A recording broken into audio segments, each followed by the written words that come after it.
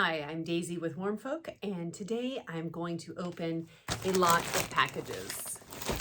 I predominantly use quilting cottons in my work, but I have slowly been incorporating more and more recycled or upcycled materials, like this piece behind me that uses a floral material from a duvet cover and a blue gingham from a duvet cover. I have decided I want to do a lot more of this where I mix the two together, the quilting cottons and the recycle.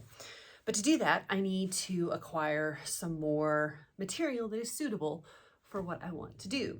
So I've been shopping. The very first that I have done of this is at the flea market that my son's school puts on. And I've gotten a couple of pillowcases. I have a matching set of those, and I found this pillowcase. I found a skirt,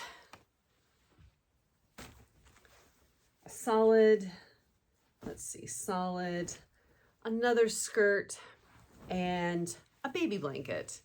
Now, the muslin, I'm not entirely sure about. I actually have not sewn with muslin all that much, this sort of gauze, double gauze kind of material, but I thought this would make a very nice quilt back. It's kind of a very large baby blanket, and even though it's got sort of a childish design on here, the outlines I think lend itself well to backing a quilt for anyone. So these are the ones that I bought on site where I could feel the material and tell, is this a woven? Is this likely to be cotton? I'm not opposed to some polyester, but my preference is to have cotton if possible. So these, and one more. I don't know if I held that one up. A little leopard print. All of these have those characteristics: woven, hopefully cotton, not too much damage, because even if there are places in textiles that don't have holes or are worn through, I want to be sure that the material isn't so old that it's going to disintegrate after just a couple of years in a quilt. It still needs to have some integrity to it, even though I'm hoping to give it new life and extend its life. I think at some point we do have to admit some things are not right for a quilt that's meant to be used. Maybe we upcycle those in a different way, in a different kind of art.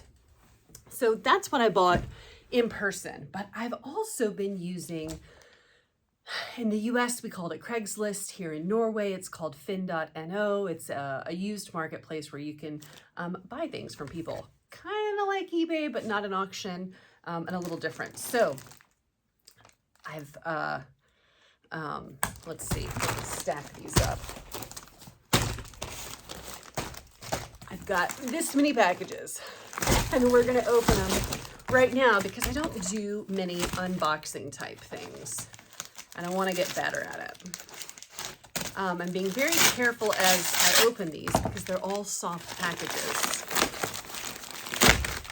And as I am shopping, I am hoping to collect a sort of retro vibe, which you can see in this first piece that I love. Oh, that's fantastic. One of the beauties of buying on this marketplace is that people are selling one-offs. So the pictures are hasty, often they're not well lit, and that means that I hope what I get is even better than what I saw online. Now, you'll notice that I put the other fabrics one way. These fabrics are going in a different direction because even though I suspect they're all washed and fine, I just want to double check. Make sure that I take them home and I run them in my own wash before I begin to open them in the studio and mix them with my other materials.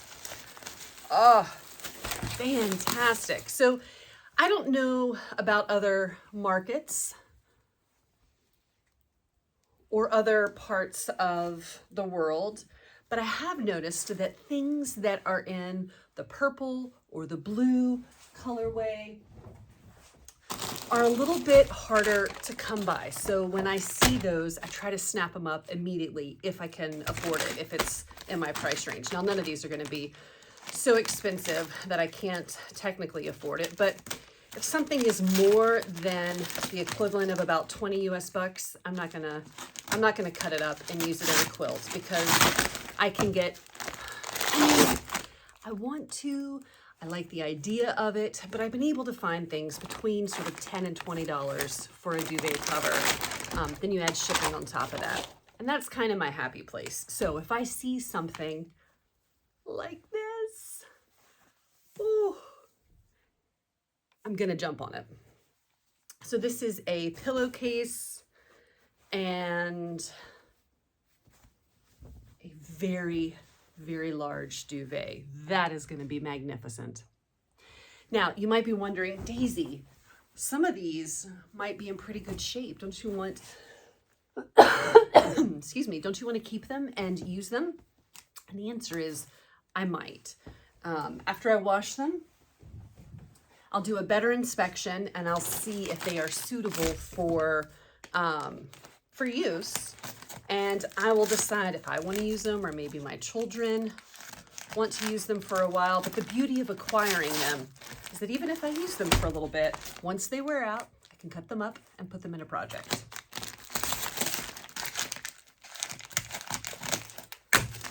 Oh yeah. These came as a set. Oftentimes people will put up a picture that has 5 or 6 different ones. The first time I bought them, I didn't even read the description. I just knew. I loved the first picture. I said, I'm going to buy it. And I pushed the button and they said in Norwegian, which one did you want to buy? And I said, let me go get my glasses and I will read this description. I ended up buying about half her listing.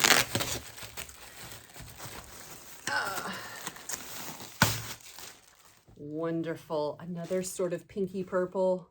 I think maybe I'm just drawn to those in general, but if you're excited about brown and orange, there's definitely a lot more to get. My plan is to open all these up, wash them, and then line them up and photograph them and see what I am missing. See what color areas I need to fill in. This one is very, it's like a plastic bag that's been wrapped in tape. This is quite the shipping. But I know that this person gave me a great deal. She had 2 different listings for about $15 a piece for some scraps, which other people may not be as interested in because the scraps I think were too small for making garments, but they're perfect for me. And again, I promise I got more than just purples, but wow, I do seem to be a little fixated on that. So, all right. And then along with the purple scraps are these greens. She was concerned about them being too thin, but they're really perfect. They're very soft. I am super excited. And I'll give it a little tear test. Yeah, it does tear pretty easily. So, and it's already been repaired once. It's a little interesting bit of history. So when I use these that tear pretty easily, I'm not sure about that. Maybe I will quilt the project more densely than I otherwise would have in order to try to secure the material and extend its life. But that's definitely something to keep in mind. Now this one, I went and picked it up because it was being offered nearby and I knew I needed a little bit more super solid green. This is not as soft as the last. I suppose you might compromise some softness if you want something that's a little stronger and perhaps not as used. All right, got, I think this is the last package, which is exciting. This might have also been the very first purchase I made. it is.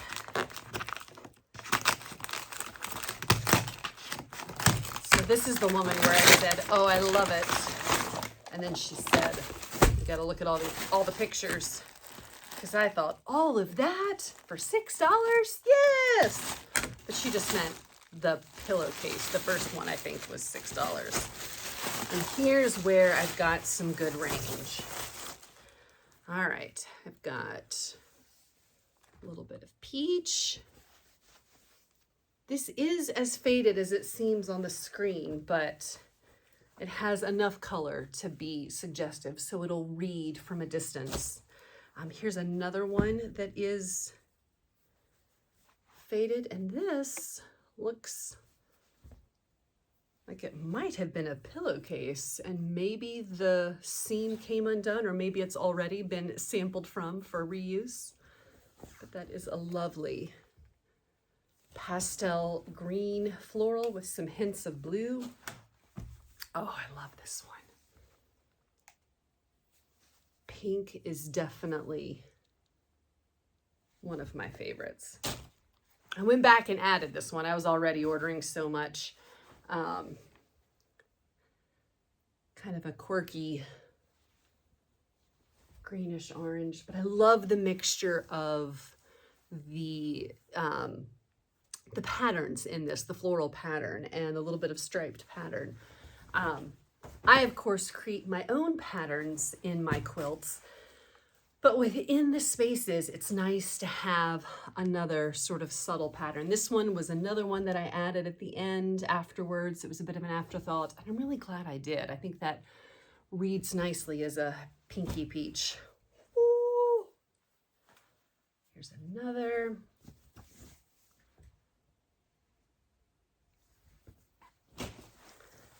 And I really love that echoing geometric organic line that happens in this.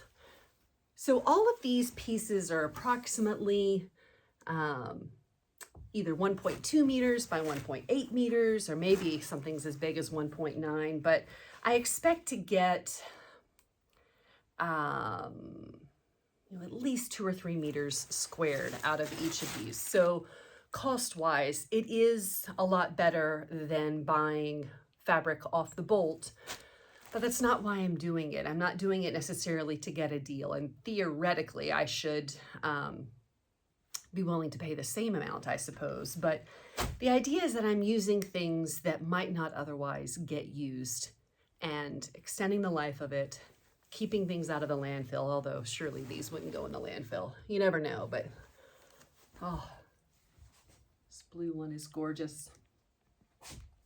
All right, that is it. I'm going to try not to have to do too much editing on this video. Stay tuned. I hope to share cutting these up at some point and figuring out something to do with them. I'm Daisy from Warm Folk, and that's it for now.